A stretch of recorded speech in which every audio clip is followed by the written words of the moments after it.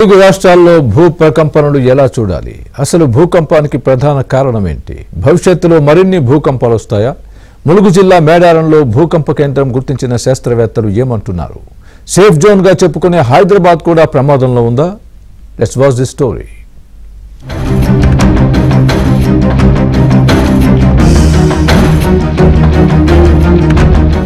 తెలుగు రాష్ట్రాల్లో భూ ప్రకంపనలు ప్రజలను తీవ్ర భయాందోళనకు గురిచేశాయి. రెండు రాష్ట్రాల్లోనూ పలు జిల్లాల్లో భూమి సెకన్ల పాటు కంపించింది. ములుగు జిల్లా మేడారంలో భూకంప కేంద్రం ఉన్నట్లు తెలుస్తోంది. రిక్టర్ స్కేలుపై 5.3 తీవ్రతతో భూకంపం వచ్చినట్టు తెలుస్తోంది. మేడారంలో సెప్టెంబర్ 4న 1,00,000 వృక్షాలు కూలిపోయాయి. సరిగ్గా 4 నెలల తర్వాత ఇప్పుడు అదే ప్రాంతంలో భూకంప కేంద్రాన్ని గుర్తించారు. భూమి లోపల 40 కిలోమీటర్ల లోతున ఉదయం 7:27 వచ్చిన 5.3 తీవ్రత గల భూకంపం ప్రమాదకరమైనదే అని వాతావరణాధికారులు అంటున్నారు. ఈసారి వచ్చిన భూకంపం కొంత ఆందోళన కలిగిస్తోందని చెప్పారు.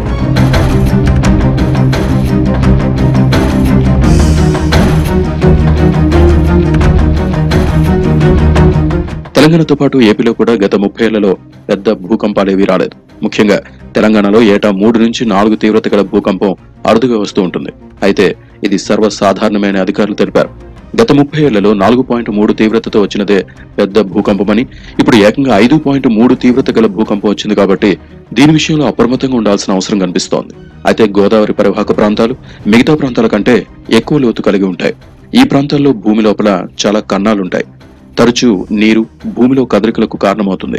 అందువల్ల గోదావరి నది ఉన్న చోట భూమిలో పలకాల కదలికలు ఎక్కువగా ఉంటాయనే వాదన వినిపిస్తోంది. ఈ క్రమంలోనే ములుగులో భూకంపం వచ్చిందని అంచనా వేస్తున్నారు.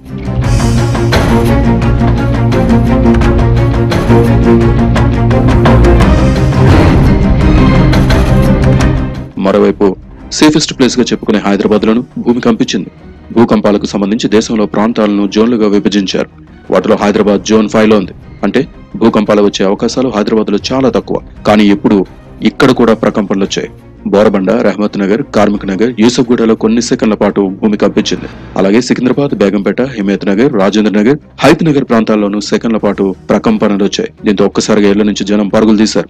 నిలబడిన వారు సైతం ఒక్కసారిగా పక్క కోరిగినట్టు స్థానికులు చెబుతున్నారు. భూకంపాలను కంట్రోల్ చేసే వ్యవస్థ ఇంకా రాలేదు. కాబట్టి ప్రకృతి వైపరీత్యాలను దృష్టిలో పెట్టుకుని వాటి తీవ్రత మరింత పెరగకుండా మనవంతుగా చేయాల్సింది మనం చేయాలంటున్నారు వాతావరణ అధికారులు.